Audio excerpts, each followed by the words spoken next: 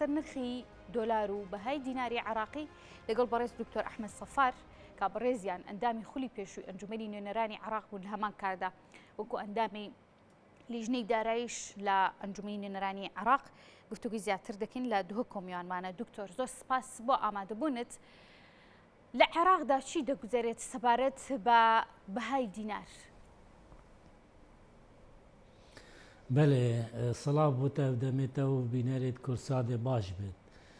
حقیقەتە بەدەمەکە بەهای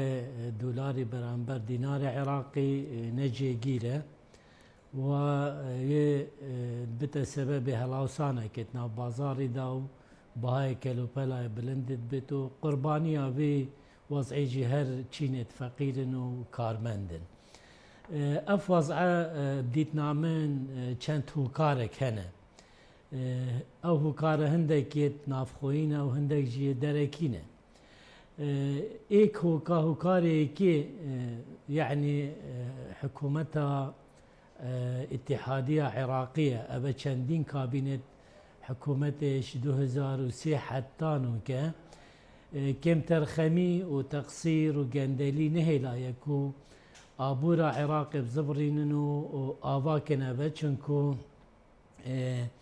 هەمی کەرتێت ئابووری وێت پاش بەچوون وێت ڕاوەستاینشکاری پێشبەستنێکی سەرەکی لەسەر هاوردەیت کرد و هاوردە ئەو ژیب دولاریە معناوێ هەر گوهۆڕینێکت بەهای دولاریدا ئەبەدێ کارتێکردنێکی یەکسەر لەسەر وەزعێ مەعیشەتی خەلکی عێراقێکت و طبیعی ئەو تشتێ وەزع عێراقی یعنی ڕاوەستاندنوکە نەفتە ئەگەر عێراقی ئەف نەفتە نەبا و ئەو نەفت بوو دولارت ئینت باوەرکەنوکە وەزع عێراقی اش ئیرانێ وش لبنانێ وش تورکیا و سووریا خراپتر بی. حکوومەتە عێراقی کێم تەرخەمە سیاسەتە دارایی و ئابووری لاوازە و شەفاف نینە و حکوومەتێک زەعیفە مایتێکردنا سیاسیت ناوکاری حکوومەتێدا نەشێت کۆنتڕۆلا سنووری عێراقی بکردش بەرندێ ڕۆژانە مەلاین دولار تێنە تەهریبکردنێ و تێنە شیشتن ئەبە لایە کە لایە تەقسیری و یعنی کەم تەرخەمی و گەندەلیە حکومیە. دوو بانقە مرکزی یا عێراقی طبیعی ئەف بانقە مەفروزە ئەو سەربەخۆ بێت و ئەرکێوێ سەرێکی یعنی سیاسا دراویە سیاسا نەقدیە عێراقیە. دوو ئەرکی سەرەکیت هەی نەشایە بهردوو ئەرکا رابط یعنی فەشەلە ئینای فەشەلێکی واضح ئێک چاودێریە کەرتێ بەنکی العێراقی. دوو پاراستنە بەهای دراوێ عێراقی بکەیت یعنی بەهای دیناری و ئەو ئەدەوات یعنی ئامێرێت سیاسا نەقدی وەکو سعر فائدە وەکو عەمەلیات سوق مەفتوحە وەکی احتیاطی قانونی نەینایە پڕەیە نافیزەت عملە ڕۆژانە دولارت فروت یعنی ئەو پارێ فروتی ساڵا 22 ساڵا چووی تقریبا 5 ملیار دولارت فروتین بەرامبەر و بۆ بازرگانە هەندە کارێت دی حقیقەت ئەبە ئەگەر ئەم حسابکن عێراقی ساڵا 22 دوورێت 30 ملیارە یعنی تیجارەتێکردی بازرگانی ئەو فەرقە یعنی 20 ملیار وێ چووی بۆ گەندەلیە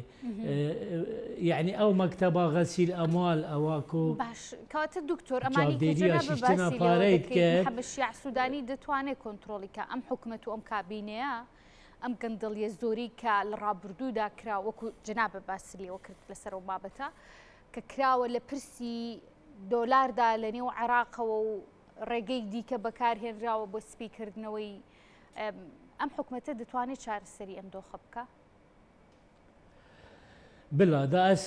ئەو دوخالێ دیژی تەمام کەم و ئەزجابە پرسیارە جەنابێتە دەم یعنی تەقسیرە چەندین بانکە ناف عێراقیت ئەهلیویت ڕسمی دوورێت 76 بانقانە ئەبە بکارێ سیستەمی بانکیە درست ناڕابن هەمی واجهەنە یعنی مەکاتبن بۆ کڕینا دۆلاریش نافیزەت عملە واخنا بازاري بمزاربه ام بيجين براسي انا مزاربه بكردي تشي سبيكوليتيف يعني باري تكرن نبو تجارتك هل تقرن حتى بلند بتتفرش نبا وتهريب تكن بوش دربه خالا شاري او يا جرينجا براستي يعني بيوندية عراقي علاقتها عراقي قال امريكا وقال ولايات الدراوسي يعني بيت عراق بزانت بريز محمد شياع سوداني بزانت وحكمتها عراقي بزانت مصيري وضع سيستمي دارایی بانکی درابي دس امريكا دا چنكو امريكا تقريبا وصاية السر عراقي همي اموال عراقي كنا بانقة فدرالية امريكي وشويرة انا تحويل كرني بو عراقي امريكا شيت يعني بن حماية وشافديريا رئيسي امريكي بهر وقت امريكا ببيت ابي حماية راكد يان باري كيم كده ضررك ما زنقا انت عراقي امريكا سزاي دينان سربان ولات جيران وقت عراق بريا بانقا مركزي باريت فروتا وان بانقا او بانقا باري تحويل كان طبيعي امريكا دي محافظه سر دولاري كتشنكو عمله امريكيه سياديه بديتنا من او بريزه محمد شياع سوداني كو حكمتها عراقي او استقلاليه او كنترولا نينا لسر سياسه دارایی بانکی کو بشش چونکو مای تکرنا کتل سیاسی قال هي ريا درست ويا وحيد اوكو ايك علاقتها خل قال امريكا درست كتو امريكا في فشاري يعني امريكا بانكت عراقي اخست بن كنترولا اوفاق اف سيستمي اوفاق او تشاف ديريه هاتنو تشونا دولار امريكي كت ابا زخت سركري او باري تحويل كير نوكي كيم كري تقريبا 5 صدماي و كنترولا كي تندو اختصار حركات دولاري چند بانك بلوك كرين ابا هلا عرض دولاري كيم بد بالمقابل مضارب ومكاتب صيرفه ودولاري بنش درفه ابي هلاي خلالك شي بدنا بينا عرض وطلبي فريك اوا محمد شياع سوداني لازم اي كنترولا سنوره عراقي بكتنهلت دولار تهريب بدو مسألة علاقة القل أمريكا شارة سربك باشا دكتور لكابينة كاني بيشتريشا أم برسي زور باز لو دكراكا لرقي عراق دولار أراستي إيران دكري كومالي كيشي دي كبو حقني أو هجمون السياسي كديبيني لناو عراق ريق لأمريكا وإيران هيانا لناو عراق دا لكابينة كاني بيشتر دا بوچي محولن هدرا بو چار السر كردني بدياري كراوي لني وانجمني نيونران دا انداماني برلمان بوچي نياتواني بروجي ياسايكي باش و دانشتنيكي وگونجاو لسر ام بابت اساس بكن نه اوا ايك كاري بانقا مركزية طبعا بانقا مركزية من قود سرباخويا خويش دست داي بنفشاركي حكومي وحزبية حكمت فشار سركت حكمت بهاي ديناري قهوريش صدو اش 1180 كره 1405 ابا حكمت قهوري فشار سر بانقا مركزي كر ايك دو ما يتكرنا حزبية نافدا بوشي بس نوكا ولي هاد بل واضحة چنكو امريكا شعور كر عراق شارچوبه سياسة امريكا دركفت وقت ابرزت شوية السعودية مؤتمرات شيبي القل بحضورها سروكة الصيني وديد ريكفتن هاتنا تشيكرنيتنا بين عراقي وصيني دا وعراقش بن شارچوبا سياسة امريكي دي دركفت ويدامي امريكا دست بكر وزخت سركر اگر بيراما بيت چندين جارا سفير امريكي البغداد شو القى رئيس حكومة رينش قال محافظة بنقة مركزي رينش وتحذيرات دانوان يعني هجداري داوان انتي ابشو لك خلتك وهين بشن اتفاق القل غير دولتها بكنو هين دولاري امريكي اوي نافسيكا عراقي داكو ابا عملات سيادية امريكية هين تبن بوان ولاتا اوي امريكا سزاها تنسر عقوباتها بتنسر يعني او صفقة دينية بنمونة يعني ايراني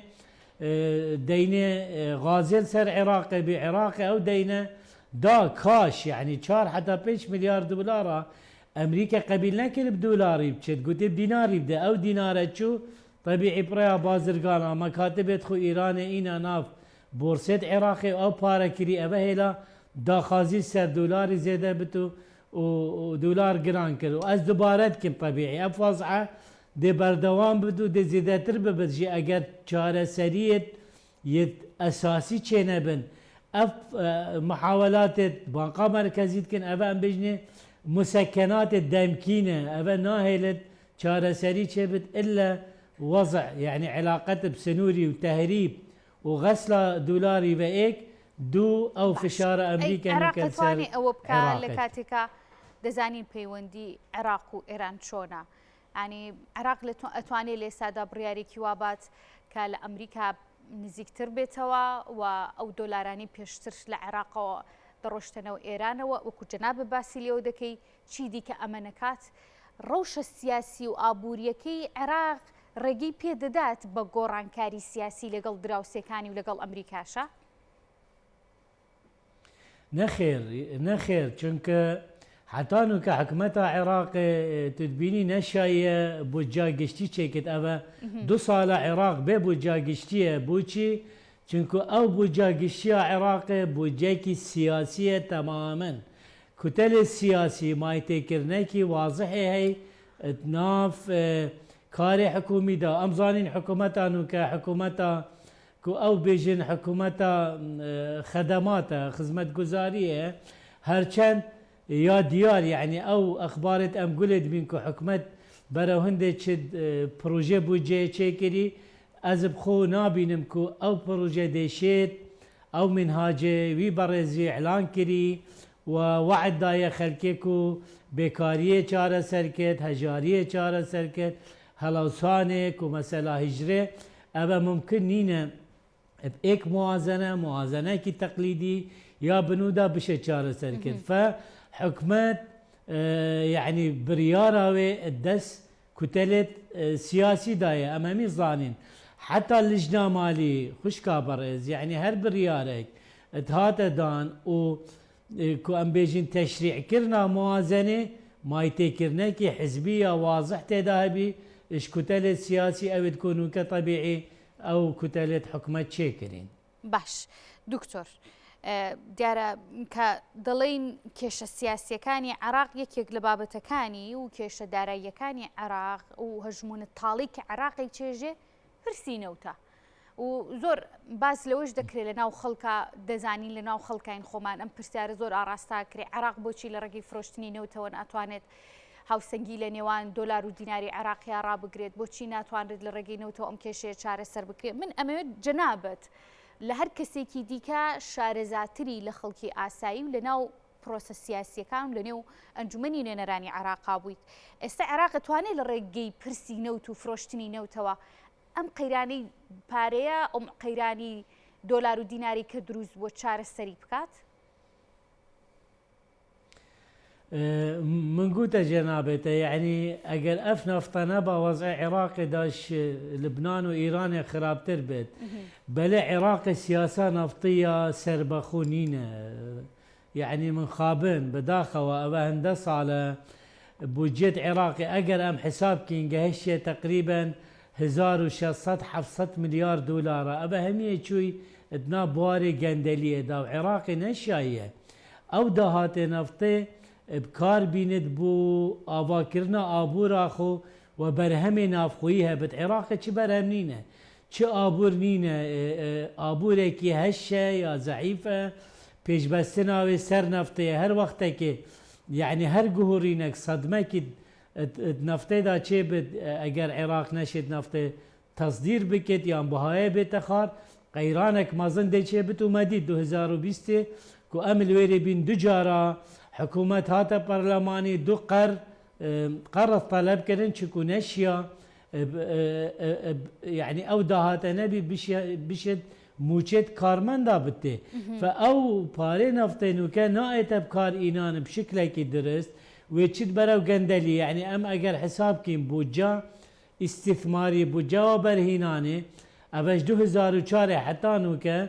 25 صدي هر بوجا بو برهيناني و او پاره چت همی بو گندلیه چنکو واقعت بیجت چوا برهنانا برچاف نهات یکرنه و او کرتید من گوتی اگر چاندن بید اگر پیشه سازی بید اگر نقل بید اگر کرتید دی همی مرینه و عراق يعني همي احتياجات بيداويست خو ويش دربت إينت سياسة نفط العراقي واضح نينا هرشنت عراق اندامكي اكتيفت منظمة اوبك دا بس سياسة وي نا الدستي ويدا الدستي احزاب دا وقندلية نهلا يا اوارد نفطي بتمامي بيت ابكارينا طبيعي من قوتته يعني داهات عراقي نبو عراقي بتنيه وتشت تيتا تهديد كرني بوش دربو مسألة شيشتنا باري واضح العراقي ونمونه يعني أبا كانت نمونه أو باري أمانات الضريبي 2 مليار وحفصاد ونوكية قمريكي در كيفن بتر تصريحه بريز علي علاوي وزير دارائية عراقي بلي نوكا قوتي تقريبا 10 صديبتني دهات غير نفطية عراقي تدبو خزينة قشية دي همين تدبو قندلية باشا دكتور شنجارك باست لا سوريا وتركيا وإيران ولبنان كرد أوي كي بسر دراوة كيانا هاتو ما ويتشن صالكا بهر هو كاريكي دزاني دارائي وسياسي بكروي داو يعني عراق لروي هالكوتي جغرافيا لروي أو هجمونة سياسي وآبوري كهيتي ليكتشوني هي لقل لبنان وسوريا وإيران دا بأوي دراوكي وكواني لبيت بله بحالتك اگر نشد نفته فريكت يان بهاي نفته بيتخار اري والله دي خراب ترجي لي چنكو ايران برهمي خوي نافخويه هي مؤسسات توي شولت كان حتى حدك لبنان جهر وصا بس عراقي مؤسسات توي همي هالوشاينه جندليه خاري ولا نايتش بر نفته هر وقت کارتی کرنه کت سر دهات نفط عراق ده خرابتر جبان ولاتا لید مقابل چونکو همی حکومات عراقی اوید هاتین سر حکمی اف دهات بکار نیناینه بو پرجواندیا تاکا کس عراقی و بو آباکرنا ام بیجین آبورا عراقی لچه آستیکا دوسته تاکو کی آواد دمینه توا بس لیو کرکی یک لهو کارکانی موازنه تایسنه چوتنی انجمنی نێنەرانەوە تاکەی بەهای دینار بەم شێوەیە دادەبەزێت و لە چەندیش تاوەستێ من قلت أبا همو أف ريكارد كن أبا مسكنات الدمكينة نعلاجة هو يعني الرئاس سركي أو إيك حكومات سرباخو ياخو ورقرت بكاري خو درس رابط بانقا مركزي جي هرواسا كنترولا كرتي بانقي بكن اف هندا بانقت اهليويت هينكو ابت واجهنا سيستمين مجرد دكان باري الو غورد كنو تهريبت كن اگر حكمت اشياء كنترولا ابي وضعي كرتي بانقي بكت وكنترولا سنوريت خبكت نهيلت دولار تهريبت وعلاقه تاخذ قال امريكا باشكر احتمال وضع دولاري بشكل جيجير بكت اما بظفرت ويكي بري از بيجم قالك زحمته وبرياره بانقه مركزي جي اكيد ندسه بتني دايه چنكو ابا علاقات الدولية تصنيفها عراقي نوكا تمام بانقه مركزي يدك جهي 100 مليار تقريبا صدو 6 طن زيري تصنيفها ناقص بيه يعني حتى حدك باشا بس هر كاركي تزيد قابيه بكتكو بو محاولة دولار وديناري و بچد يدك خب كار بينت ابد تصنيفاوي انتخاري ومركز مالي دي تأثيراوي دي سلبي بتنكدي بتلسر واتوقع من اجر ريكار جدي نرى حكمة بيرانا بت يعني نبس الشوبت ريكلام واعلام بن يعني حكمتي حتى انه ك تشيبينغافي جدي نهابتينا يعني حتى بري حفتيه كيجي سلك وزيران عراقي نظام يعني كاس نشيت او بيشتتا ديبتا هندا او رأي ياخذ بيجو درستينت مين السربان هو كانت منقوتي يعني علاقتها عراق القل امريكا ايك وضع بانقه مركزي مجلس إدارة بانقا مركزي أوانوكا حتى نوكا فشل إناية كوشاف ديريا كرتي بانكي بكت وتنظيم بكت يعني ام بيجن إصلاح بكت وسياسة نقدي أدوات بخوب كاربين باشا دكتور أما دبوني جناب بدرفة دورة قرم لسر موازنة هولن بيشي كم بدوا برسيار بروجا ياسي بوجه يعني بيجبني دكريت شاوري دكريت كيم ياسي أراسي ام بروجا ياسي أراسي انجمنين نرعم بكريت دو صالي ريكا عراق بياسا كونا كدروة بله طبيعي افوز عباشه بو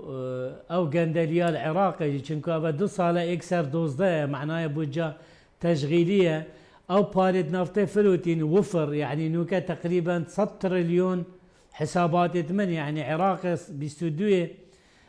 تقريبا هيفانه معدل 9 مليار دولار بس دهاتي نفطي بين يعني تقريبا 6 تريليون دينار نوكا وفري هي يعني فائزه هي نوكا عراقي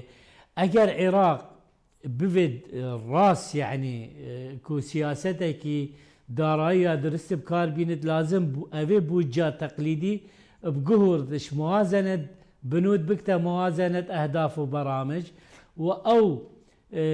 منهاج بريد سوداني بيختت نافدا ديشيت يعني طبيعي بصالة ممكنينه همي كيشة شارة سربت بس دي التوقيتات الزمنية بو كان صالة بو جاء صالة ديشت يعني كو كيمتر يعني 10 حتى 15 صدى شوية منهاجي جيب كد يعني بوچونا من